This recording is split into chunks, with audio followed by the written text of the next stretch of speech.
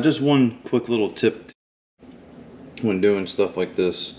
Get yourself some baggies, a little permanent marker, and label and write down a little note for all the pieces you take apart. And snap some pictures. I'll be recording everything, so I'll have some video to go back and look at. But that should help you along the way. Remove the battery cover and brake fluid covers today in order to get to the windshield wiper cover, which I covered in another short video you can find on the channel. These are come out real easy. There's just plastic rivets in a few spots. There's some underneath this cover, so you'll want to pop that off. I believe there's 3 under there. It's the same on both sides.